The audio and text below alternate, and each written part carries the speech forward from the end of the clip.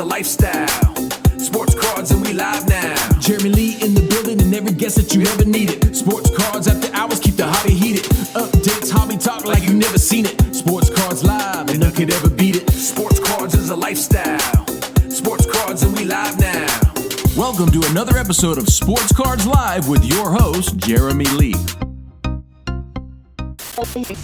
Welcome everybody to the Road to the National Series here on the Sports Cards Live YouTube channel. My name is Jeremy Lee and we are counting down to the 2025 National in Chicago. I'm joined today by Upper Deck President Jason Masherah. Jason, welcome to the Road to the National Series. How are you doing today? Great. Thanks for having me. Oh, it's good to have you. It's good to have you back on the channel here with me, Jason. We've sat together a couple times. I'm excited for this one. We're going to really mix together a couple of things here. First, obviously, the Road to the National and some big news coming out of Upper Deck that will be hopefully on exhibit at the National. I'll get you to let me know that a little bit later. But first, I do want to ask you, the National has become more than just a card show. It truly is a trade show conference, an industry conference. All the big industry companies are there with wonderful installations, including Upper Deck has been for quite some time. In the mind of the president of Upper Deck, how important is the National Convention in terms of connecting with customers, connecting with the hobby? Well, the National is really important to us. You know, Upper Deck's been a fixture basically since the beginning of the company. And it's our, I would say, you know, I know there's a couple people that out there that talk about the Super Bowl of the industry. It's the one time a year where everybody comes together. All the companies are in one space. Collectors can come talk to all of us, get new product news, interact with each other, and have it in one big environment. And then hopefully fill out their collection and some of the things that they were looking for coming in. So it's extremely important to the industry. And so for anybody who's going to be at the National this year in Chicago, when they find and come to the Upper Deck booth, what sort of activities can they expect? What sort of items on display? What can they expect from Upper Deck at the National this year? And maybe are there any differences this year from prior years? Well, look, I think we love being in Chicago. You know, having an exclusive relationship with Michael Jordan for close to 35 years. Chicago is always a homecoming for us. We always do something big around Michael. We usually have some new products that we display and launch there, especially on the Upper Deck authenticated side. So we're always excited about that. The last time we were there was during the Bedard rookie year, which happened to be, again, a Chicago Blackhawks rookie, which was really good. And, you know, we're always looking to kind of activate in a big way. So we're going to have, I believe, a couple of exclusive SKUs that will only be available at the National this year, which we're really excited about. Monumental is always a new release every year, which is a blind package Upper Deck authenticated box where you can come in and have a shot at getting a Wayne Gretzky jersey, a McDavid jersey, a Michael Jordan jersey, randomly in a blind package format. So we always release that at the National as well. So then there's our wrapper redemptions where you essentially get rewarded for purchasing unopened boxes from all of our certified diamond dealers that are at the show. So you make a purchase, you bring your boxes to the booth, and then you'll be rewarded with free packs of cards, which everybody loves free packs of cards. Of course. So there will be some things for attendees to do. Come to the Upper Deck booth, check out the cards, the memorabilia. You mentioned the monumental boxes. And, you know, as a card guy predominantly, you know, I think that myself and maybe some others, we kind of forget that the National Sports Collectors Convention, it's not the National Sports Card Convention, it's a sports collector. So it is not only cards, there is memorabilia as well. And even just behind you right now in the room you're in, you've got tons of hockey memorabilia back there. So the memorabilia side of thing is an important part of Upper Deck's business and an important part of the National experience for your company. Yeah, look, the reality is we all know, those of us that are in the industry know that the vast majority of autographed memorabilia is fake out there. And, you know, we've always been proud of our authentication process. We have the biggest and best athletes in the world. And it's an opportunity for people to see our products firsthand, especially when you talk about our products that are not jerseys and balls. You don't really get the impact of how nice the Upper Deck signed items are unless you can see them in person. So we're always proud to put up a nice display, whether it's at the Expo or the National, so people can actually see the items live. And people fall in love with them. Like putting them on a website doesn't do them justice. Putting them in a catalog doesn't do them justice. You really need to see them and know that they're authentic. And in a lot of cases, it may be the only time that we get in front of new collectors and even veteran collectors that have never seen some of these autographed items before. Now, let's switch topics here because you did tease me a little bit on a new product. I think I can go as far as saying a new authentication type of product that you guys are about to announce, or by time this episode airs, you will be announcing it. So why don't you fill us in? What is this, and what is this all about? And can collectors and attendees of the National expect to see this live at the end of July, early August in Chicago? So, one of the things we take very seriously at Upper Deck is authentication. If you remember, the company was founded on the premise of how do we stop counterfeiting in the industry. The big thing at the time where people were counterfeiting a lot of Don Mattingly cards at the time, and that, basically was the impetus for the anti-counterfeit hologram on the Upper Deck cards, and the foil packaging to stop tampering on wax packs. It was really to protect the consumer. And one of the biggest issues over the last, dozen or so years has been patch swapping. And we all know about it. We're all cognizant of it. And a lot of us have pause when we go on eBay and we see a really nice patch card. You wonder, was that the original patch that was in the card when the card was issued? And honestly, a lot of times, if it's too nice, you kind of hesitate. And, we unfortunately have relied upon internet sleuths to find the provenance of some of these cards and some of these patches. So one of the things we've been working on for quite a while is how to add more authentication and provenance to patch cards and honestly, a lot of our collectibles in general. If you go on our website, collectforever.com, we are slabbing and photographing comic books. We're doing figurines so you can see the way they are basically when they're shipped to the consumer straight from the factory. We are now going to be unveiling in the cup that is going to be releasing soon, that we're going to be adding this authentication process to the cup for the first time. And it's our way to essentially test our theory that this is kind of the next evolution of how to authenticate cards coming straight from Upper Deck, and then log that history to protect the end consumer. So I'll show you kind of how the cup is going to be packaged this year. It's a little bit different. So this is the inner box. Everybody's familiar with the cup tin, and this is an important release for us. This is the Connor Bedard RPA. But the reality is there's a lot of other quality rookies in this class as well, whether it's Adam Fantilli or Logan Cooley. It's a big rookie class, so we wanted it to be special. So if I open up the box here, you can see it looks very similar to the packaging of the prior year. So you'll have your stack of cards. But if you take this sleeve out, where the cards are, there's actually a second level this year.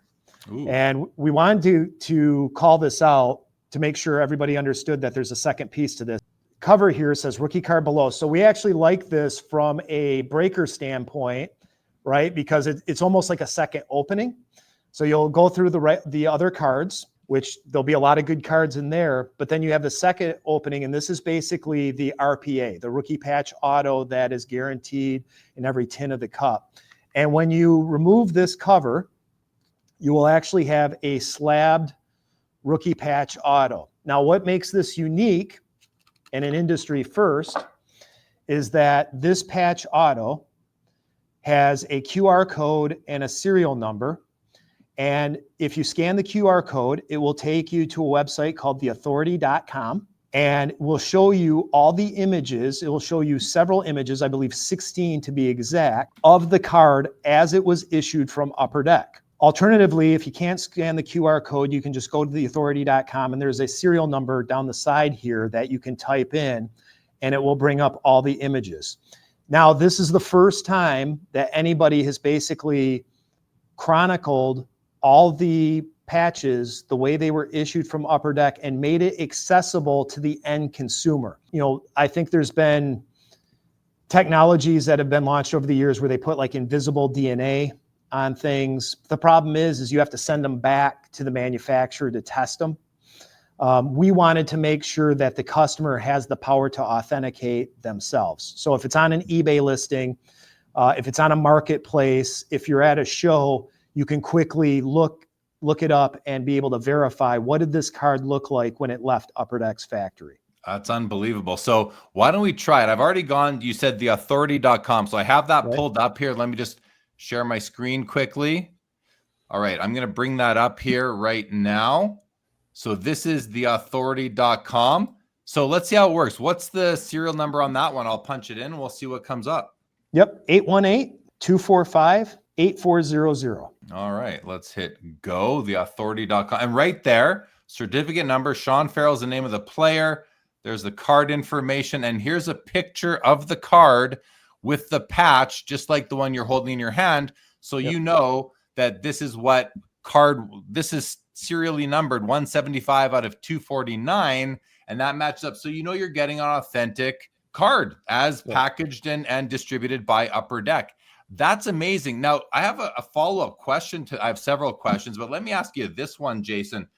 One of the, I used to think, well, why doesn't Upper Deck just publish pictures of all the patch cards? And you said just now that you thought it would be great if the collector can authenticate it themselves. So is this sort of a compromise between, okay, we're going to be able to authenticate these now for real. We're going to have 100% certainty that this is the card that came out of the pack, but also not necessarily spoiling the news for all the different patches that are going to be out there, maybe not knowing which ones are pulled yet. So you can only search for these cards if you have the number. I can't go into theauthority.com and look at all the Sean Farrells, can I? No, I mean, look, if you had the serial numbers some way, somehow, you would be able to figure it out. But honestly, it's not going to tell you which pack or which case it's in at the end of the day. So yeah, you might be able to see all the cards if you're able to crack, how they're in the system, but they're not going to tell you where they're at.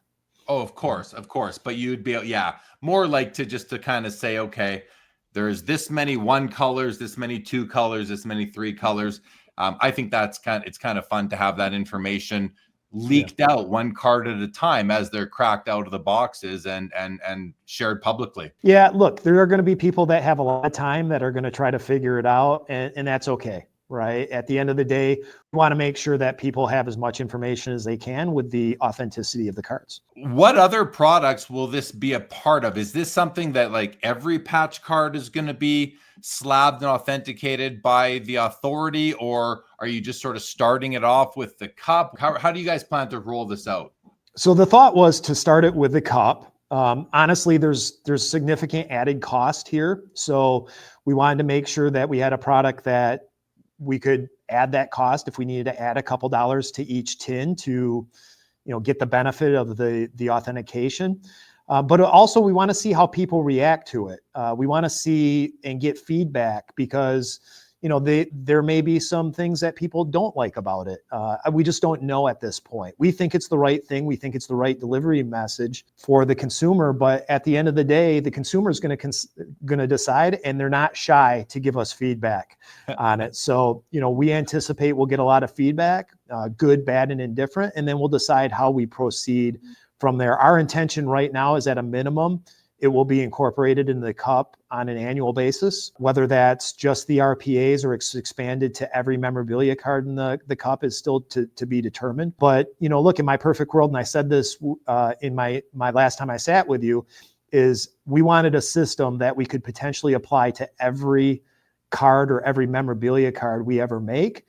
We think we have a scalable solution in sight.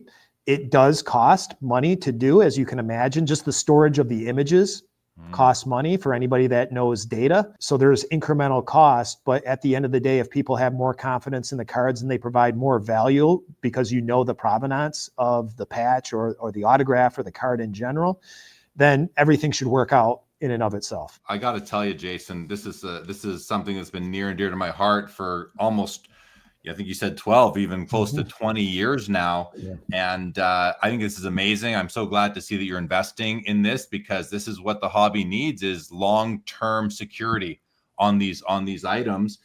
So I love the confidence that I'm feeling moving forward, starting right now. I feel confident about this and the cards.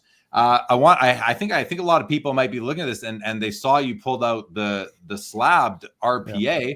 I think a lot of people are wondering, what about grading? How will this work as far as sending a card to a PSA or a Beckett or whichever grading company to get it slabbed, and therefore maybe not being in the holder that you just showed us? And if I call, is it called I want to say the authority? Yeah. So I think there's two pieces to this, Jeremy. So one, as you can see, there's a big U here, and it's something we apply to the figurines and the comic books we sell as well. It stands for uncirculated. So it's really interesting because, you know, we've seen in the secondary market, if you see like the redemption cards sent out from a variety of companies that have the company sticker on them, a lot of people don't end up grading them. They leave them as an uncirculated card with the company sticker on the redemptions, and they value pretty good because everybody knows they've never been touched in the secondary market. So I think collectors are going to have a choice to make here to leave it in an uncirculated holder, meaning that no collector's ever touched it, or to take a shot and see if they get a PSA 10 or, you know, a Beckett 9.5 or a tag 10. And that's going to be up to the consumer. I think what we don't know at this point is whether the grading company will be able to accommodate adding the authority serial number on their label, so that that information travels with the card if they decide to crack it and reslab it. And that's what I would advocate. Again, I don't know the constraints of the labels of the different companies, but if it's possible, if they add that authority number, that just adds another level of security for all these grading companies. And honestly, it's a benefit for the grading companies too, because they can look it up and verify the authenticity of the patch, the autograph, and the serial number in the card. So it actually helps them on the authentication. They don't have to take the responsibility to authenticate it at that point. They just have to focus on grading.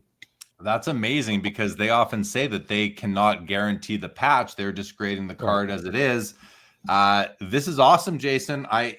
This is very, very exciting. So congratulations, kudos. Thank you for making this investment into these for the collectors and the long-term values that we place and hold on these cards. This is no longer cards and bubble gum, at school recess playing games with the cards. These are in many, and I don't want to, we collect these things, but when they get to be worth a certain amount of money, they somewhat become a financial instrument for better or for worse. So it's important to have that confidence. So I want to say, like, as a collector, thank you and kudos and congratulations. I was just gonna say, I'm hopeful we should have these on display at the National so people can see them, test out the QR code, take a look. I'm sure our team will be meeting with the various grading companies as well to kind of talk through this and the transition if somebody does want to have it graded. So we'll have the opportunity to, collectors to really, if they're not buying the cup before then, they'll have a chance to see it. And honestly, Jeremy, one of the things I've really struggled with over the last couple of years is the term innovation in this industry gets thrown around way too casually.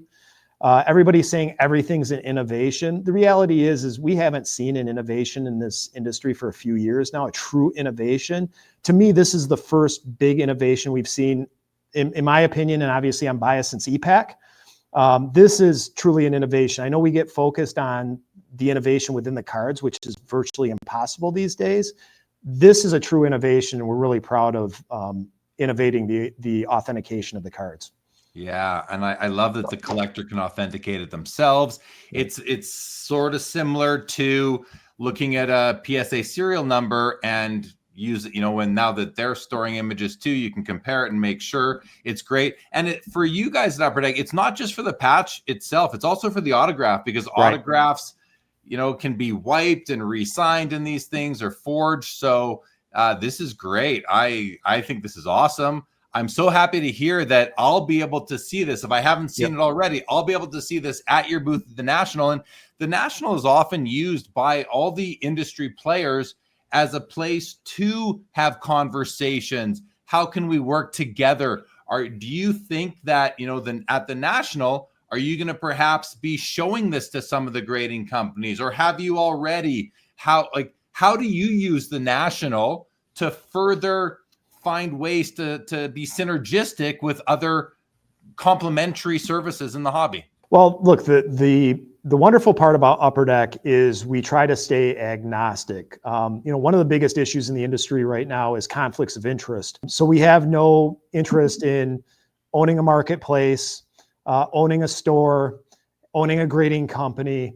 So we're willing to work with all the companies that are kind of in the same place, and be able to share what we're doing and then help them as well. Like I said, the grading companies now have the ability to 100% authenticate the cards, knowing that it was issued by Upper Deck a specific way. That only helps their business. It only lessens the chance of returns, issues with patch swapping, things of that nature. So, it protects the marketplaces, it protects the auction houses. They don't have to worry about conflicts because now they have the authentication in the provenance to prove that stuff. So theoretically, we're helping everybody, and we're happy to have conversations about how we integrate with everybody else on this stuff. It kind of feels to me like 1989 all over again. You mentioned the hologram. That was the initial innovation and almost the purpose of Upper Deck coming into creation. And now you are innovating, you're taking that to the next step as cards have evolved. But in 89, there were no patches or autos, or this is great. This is very on brand for Upper Deck, if you will. You're a collector yourself, Jason. I know that from following you on LinkedIn. And you're someone who's been to the National before. Why should people, in your opinion, in this hobby, whether they are veterans or new people, maybe they're hobby curious, why do you think people should attend the National Sports Collector Convention? Well, that question alone is probably a full podcast. Look, I think first and foremost, it's the one time where collectors have the ability to go talk to the manufacturers directly one-on-one.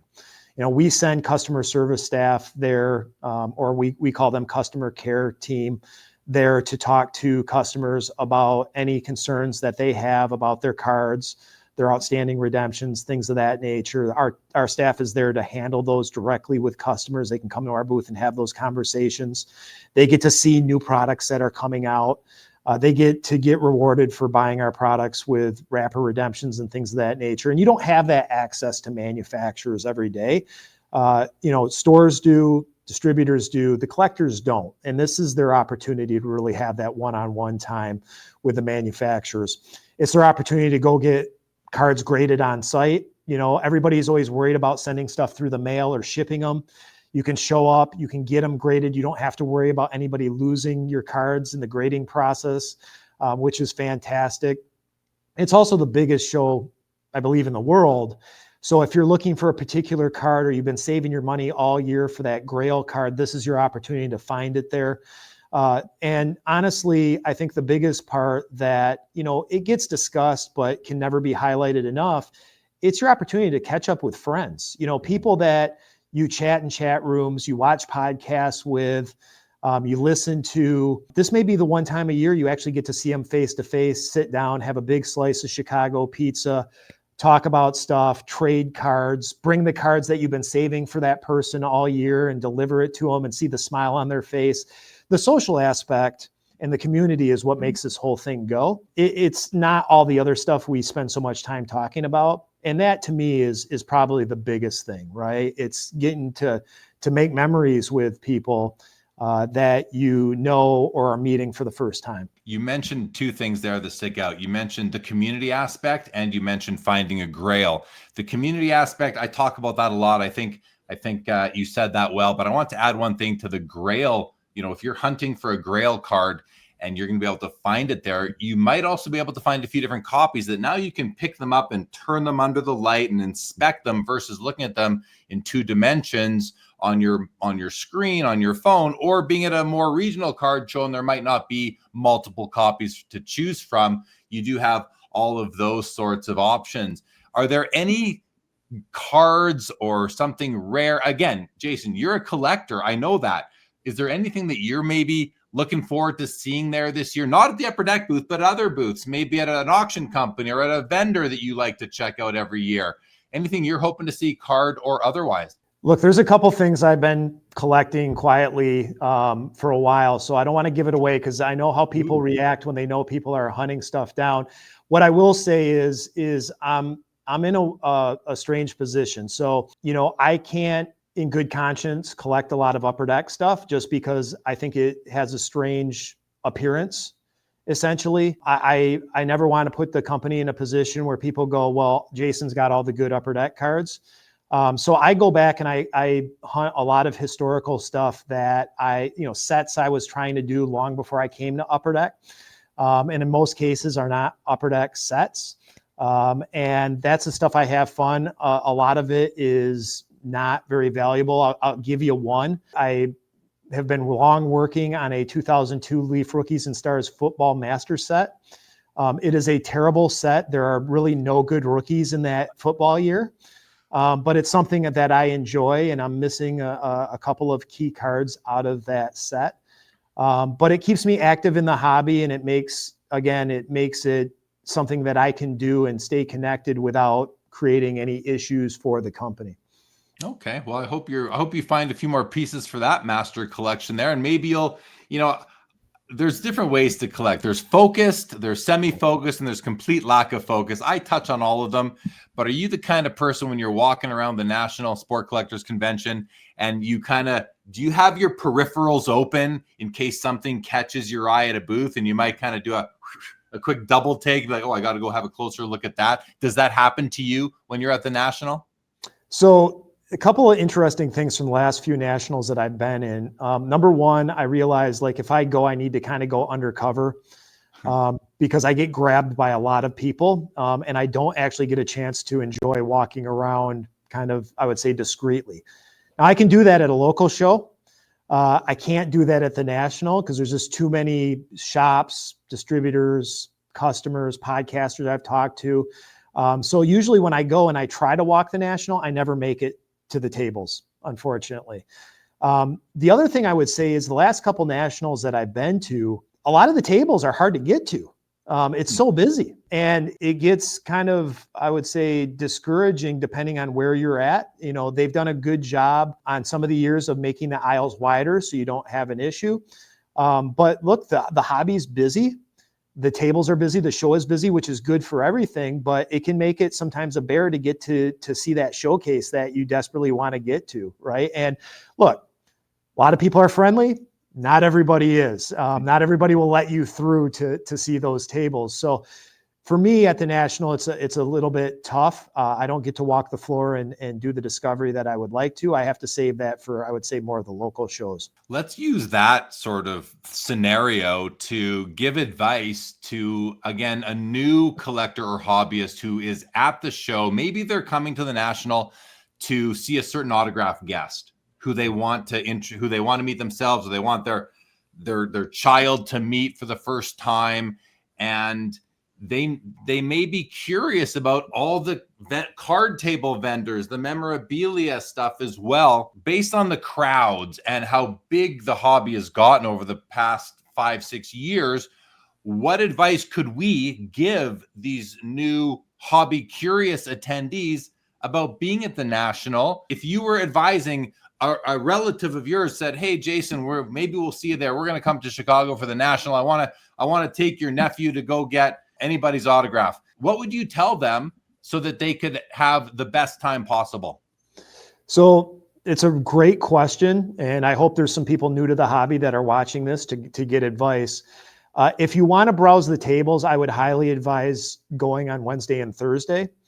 Even if you have to take a day off of work, those days are way more manageable to make your way through the show floor. Look, the reality is most people go to shows on the weekend because those are the days they have off. And it gets pretty crowded on the weekend, which is great. You can feel the buzz, you can feel the energy.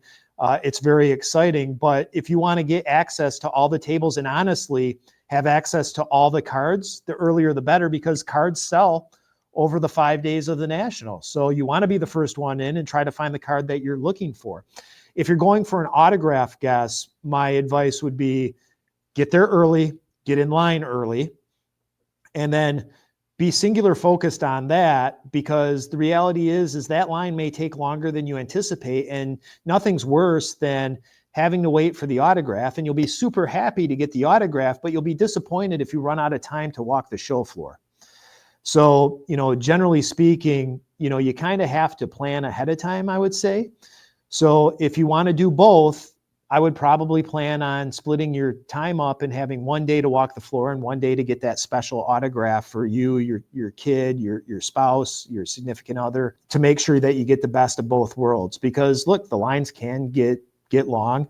Sometimes the athletes get very chatty, which is spectacular if you're a collector and you get a chance to talk to your favorite athlete, but it does slow the line down. So you may spend more time in line than you expected. Dealing with the crowds can definitely be an issue, especially for people who don't like crowds. Right.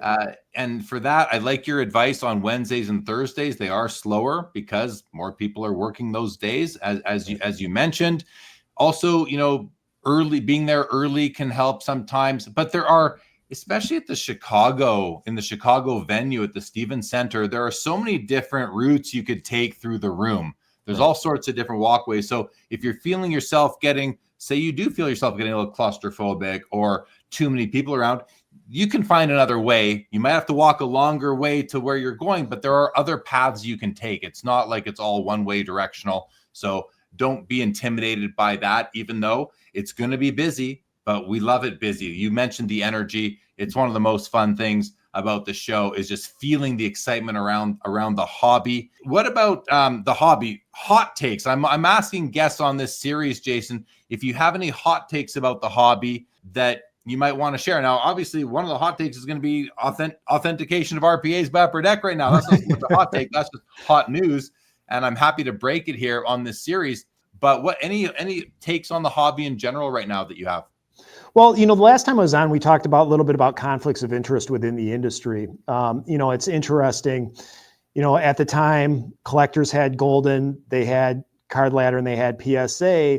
And it was interesting because you had an auction house pricing and grading kind of all together. I think Golden being spun off to eBay was a huge step in the right direction to get rid of that conflict for PSA and collectors. Golden fits well in eBay, and they're two marketplaces, so it fits. There's no conflict there. So I think that was a huge step in the right direction. Look, there's always going to be questions about pricing of, and the grading be under the same house. And again, I don't think there's anything notorious going on there. Nat's a good guy, and he's a hobbyist. I think Chris and Christina at Card Ladder are good people. But again, it's not always about the actual conflict. It's the appearance of a conflict, right? And then you have what's going on.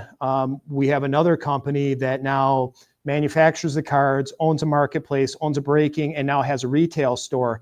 And look, the biggest issue in that retail store is they're selling their own cards in the retail store. So the question that is going to come up and has been coming up from collectors is, where are all the high-end cards that are in that store coming from? Yeah. Right? And again, everything can be above board and everything can be above the table. There doesn't have to be a conflict of interest. There's an appearance of a conflict of interest there. And it undermines the integrity of the industry. And again, as people try to integrate different parts of the business together, because everybody wants to assimilate different parts of the business, it creates some really questionable conflicts of interest in the industry. And I'll continue to kind of harp on these conflicts because they are a problem. And they create a lot of questions and conspiracy theories, and they undermine the excitement and the belief in the industry as a whole. Yeah, I think that's well said, and something that the whole industry should be paying attention to.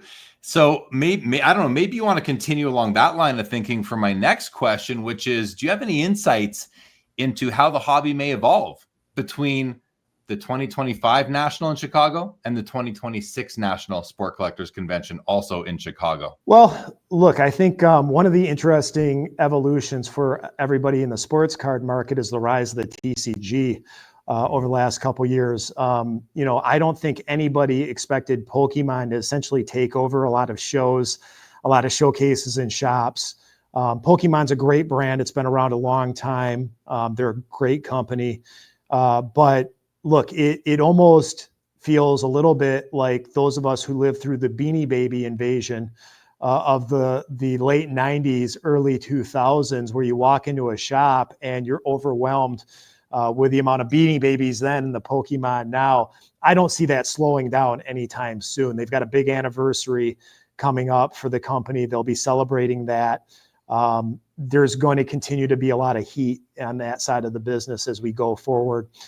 Look, the big evolution over the next year is the changing of licenses and how that affects the hobby as a whole. I would say it's a wait and see. I can't tell you if it's good or bad or somewhere in between at this point. But that definitely is going to change the hobby a lot over the next 12 months going into the National in 2026. It definitely will. Well, I want to thank you for taking the time today, announcing about the new authentication for the Cup RPAs that are coming out here very soon. By time this episode airs, the Cup will be soon. When does the Cup release this year? June 4th.